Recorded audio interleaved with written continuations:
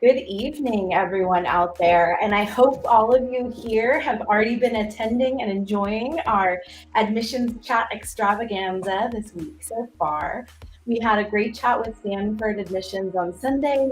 We've got UCLA coming up this coming Sunday. And one of my all time favorite institutions to think about and talk about tonight on a topic that I know is at the top of so many students' minds. Welcome to Business Admissions with Syracuse University. My name is Kelsey Tarosian, and I am the Director of Client Services at College. Tonight's event is part of our mission of bringing access to higher education and better information about college admissions to students and families everywhere. So, without further ado, I am very excited to welcome our amazing woman of the evening to the stream, Camille Kreitz, the Associate Director of Admissions at Syracuse University, one of the regional admissions professionals focused here in Southern California. Welcome, Camille. Thank you so much for joining us. Thank you very much for having me. I'm excited to be here. Yeah, it'll be really fun. And I think you're such a great institution for everybody to learn about.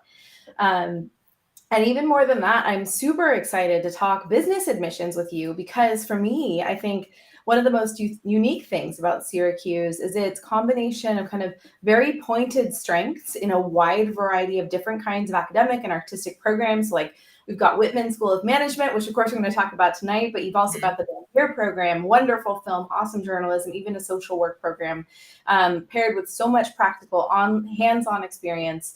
But I'd really love to start with you. What programs, kind of hidden gems, especially as they have to do with business, of course, might our viewers not know about yet that they should know about?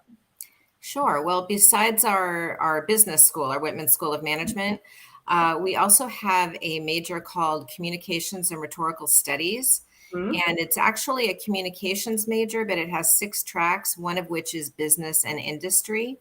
And so it allows students to kind of cherry pick their classes in the Whitman School and maybe some other areas of interest that they might have. Maybe they're interested in international relations.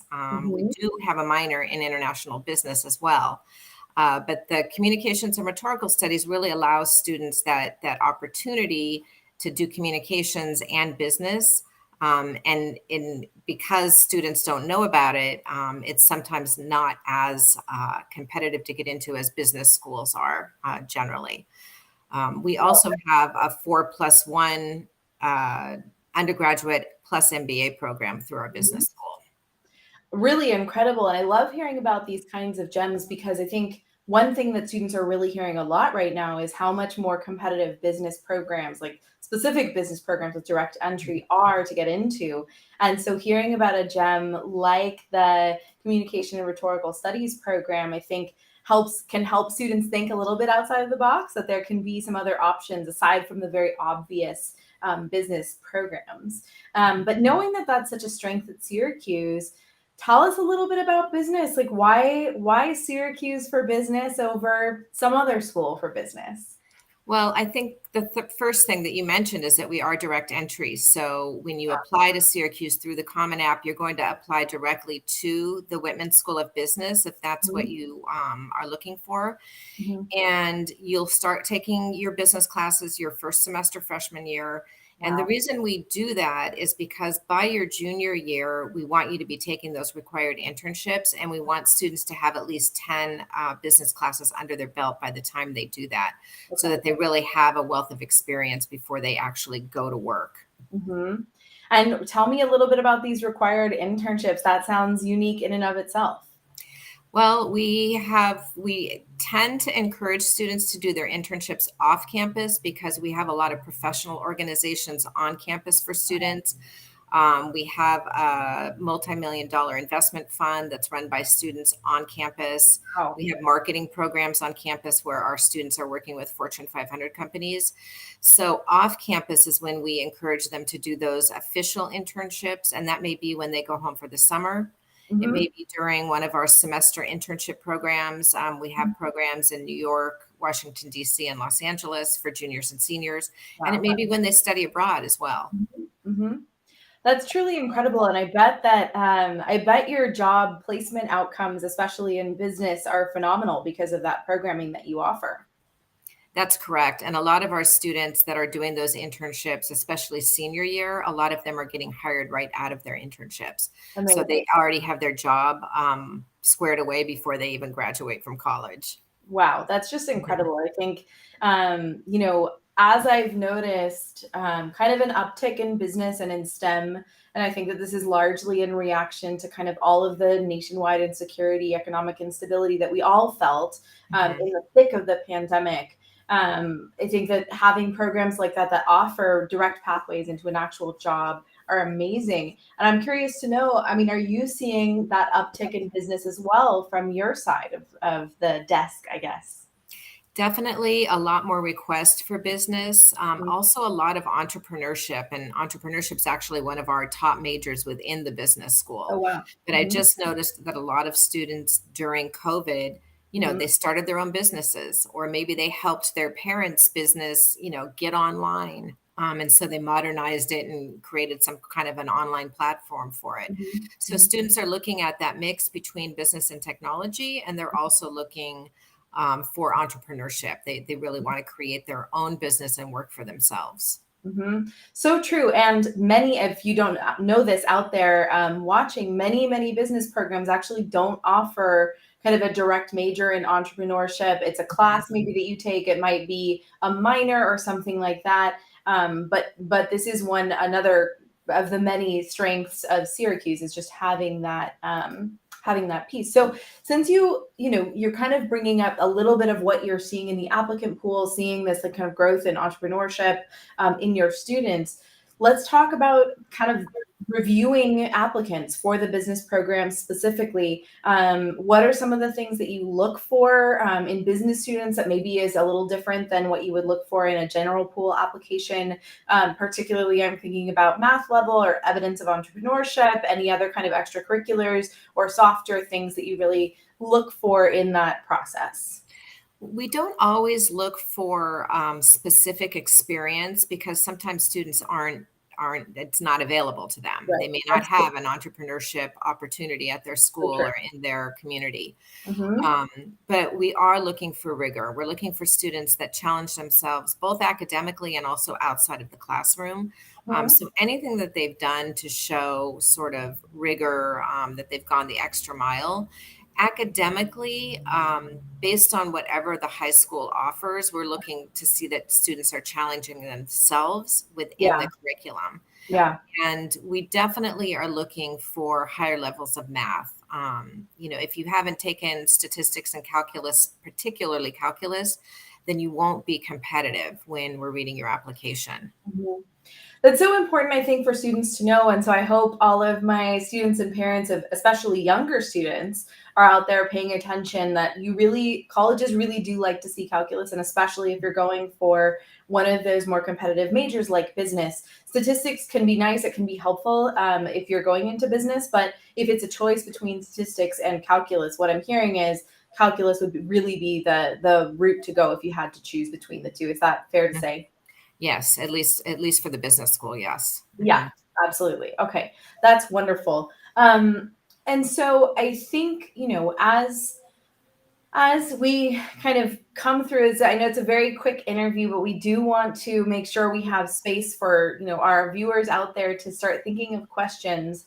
I'm wanting to know if you have any advice out for students out there who are thinking about business programs, what they need to be aware of, what they should be thinking about, or even just what you wish more students knew as they approach this business application in this important period of time in their life.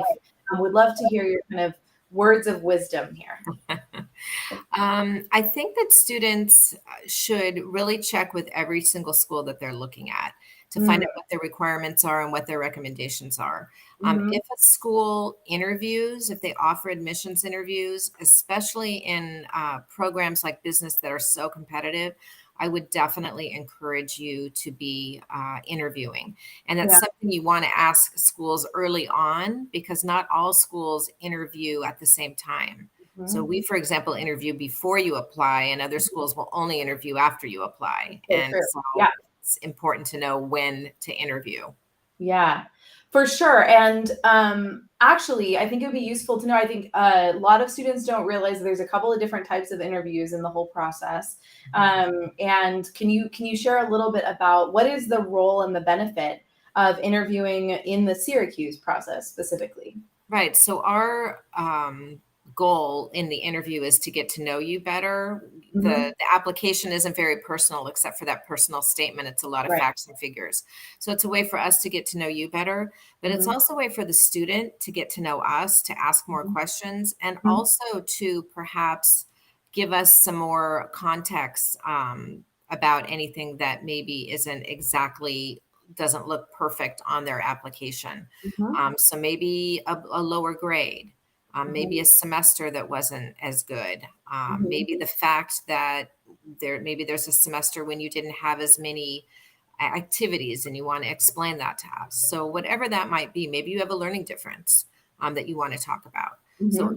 interviews are a really good time to be able to let us know, but also for you to learn about us. Yeah. So it's almost like the student also has the opportunity to interview you in a certain sense and get a feel for the kind of college that they're applying to. I think Absolutely.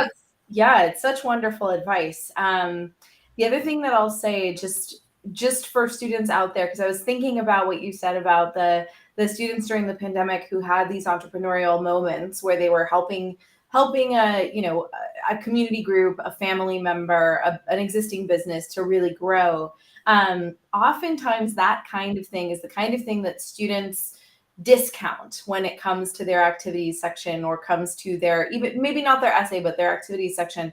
And I just want to put that plug out there that anything that you're spending significant amounts of time on, whether it's officially through like a club or a team or something like that or not, is valid, except for maybe like, hours of video games or something like that, right? But like if you're self-studying, if you're starting your own thing, I have a student who started a note sharing application at his high school, and he just did it to try to like help out people. Things like that can definitely be really, really meaningful on the application, and I think that that's probably a lot of where Camille is seeing this evidence of entrepreneurship, where students are willing to share a little bit outside of the box of the traditional activities and things like that. Absolutely. And I would also go as far as saying family responsibilities. And that doesn't mean taking out For the sure. trash and walking the dog, but it does mean if you spend a significant amount of time, for example, taking care of younger brothers and sisters to the point where you can't be involved in maybe clubs and organizations. And that's something that you need to let us know as well, because that's important. That's real life. So Yeah, something that we totally like to see. valid. Yeah, thank you so much for sharing that, Camille. I think it's really important for students to hear that, especially in this time.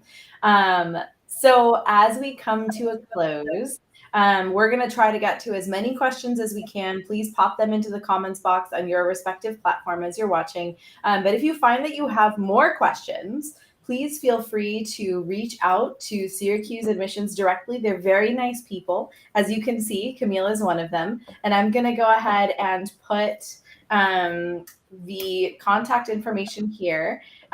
We have a question coming into the box, and Maddie, thank you for your question, and we're going to get to it in just 2 seconds. Also, if you have more questions for us, please feel free to reach out to us directly. Okay, so I have a question here from Maddie, who would love to hear a little bit about the Whitman LLC specifically. And I think she's wondering about pros and cons, socially, what is that like to be a part of that community? And what is it also for our viewers out there who don't? Right. Who don't know what LLC is. So Yeah. LLC is a living and learning community.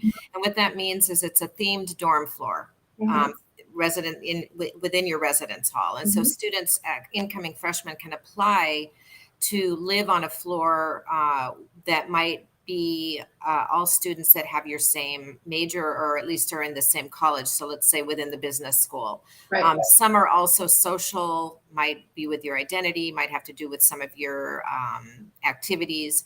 But the Whitman LLC is going to be specifically for Whitman students, typically incoming freshmen.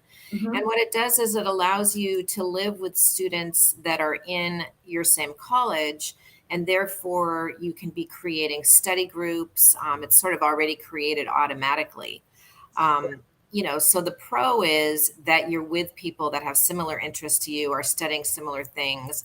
You automatically have a tutor next door for one subject while you're a tutor for somebody else for another subject. Right. The cons would be, some students don't want to be with everybody that's the same as them. So they prefer to be with students that might have different majors and more interests. So it's really a personal choice. We would never place you in an LLC without you requesting it. Right. But it's something that you want to sit down and think about. Because I think for the academic side of things, it can be very helpful. Yeah, that makes a lot of sense. And from my understanding, from the way that you described it, it's not the entire dorm necessarily that is all only Whitman. It's a single floor within the dorm. Right. Yeah. Correct. So, sometimes it's a wing on a floor too, depending on how many students there are. Right. And so you might still, like, even within that dorm, have opportunities to meet other kinds of students as well, even if you did opt in to be in that LLC. Absolutely. Yes. Okay. Awesome. Maddie, I hope that answers your question. Thanks for chiming in. Please chime in if you have any follow-ups. So another question that I wanted to ask is that oftentimes when a school has direct entry specifically for business, it means that it is tough for students to transfer in, either coming into the university, or if they started out as, I don't know, a science major and then realize their passion is really for business. Is that the case at Syracuse, or is that not the case for Syracuse? Well, the business school is competitive, like most business schools these days. And so it will still be competitive to transfer into, but we do have a process called intra-university transfer. And students at the end of their freshman year can apply to transfer into the Whitman School of Management. At that point, the Whitman School will be looking specifically at their freshman classes and their freshman grades. So it'll still be competitive, but you'll be competing against other maybe freshmen or sophomores who are trying to transfer in. So students that want to do that, I suggest you talk to an advisor in Whitman, make sure you're taking a lot of classes that will help towards your business degree. So perhaps math, economics, getting some of your general ed out of the way, some of those intro business classes that are open to non-business majors but are required for all business majors, and that you're doing well in those classes, because that's where the competition comes in. Yeah, so helpful. But that also means that, if you're a student out there and maybe you weren't the superstar in high school, you have a chance to really do a phenomenal job your first year in college when you're a little older and you're in a different environment and you're focusing on what you love, which may make it a more viable path for you. So thank you so much. That's super helpful. So I think we have time for one more question. And another thing that I think students would really benefit from knowing about Syracuse is about study abroad. I think, oftentimes with these high engineering business type majors that are very high achieving, very high demand, it can be tough to get away from campus to actually study abroad. Are there business study abroad programs at Syracuse? Yeah, so study abroad at Syracuse is part of what we do. We're a top 10 program. We've been doing it for over 100 years. Any student in any major can study abroad. We have our own programs. We have 5 of our own campuses, and then we partner with over 60 or universities in over 60 different countries. Wow. So depending on what you're majoring and where you'd like to study, then your advisor and your study abroad advisor will help you figure out when the best time to study abroad is. That's wonderful. I mean, so especially I'm imagining a student who's studying international business, like what better opportunity for them to have than to actually do that abroad. So wonderful that you offer that. All right. Well, thank you all so much for joining us tonight. And as a group that's trying to reach more families, to provide more information, better access to college and admissions and all of that stuff. Thank you so much for joining us tonight, Camille. It's been really fun getting to chat here. Thank you for having me. I enjoyed this. Yeah, I'm so glad. And for everyone out there, remember, this is a human process.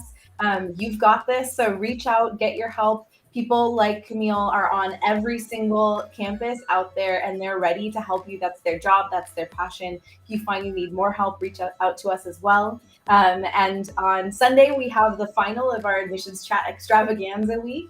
a deep dive into arts admissions with UCLA, which I'm going to throw the link to sign up for into the chat. And keep your eye on our events page if you're liking all of this content.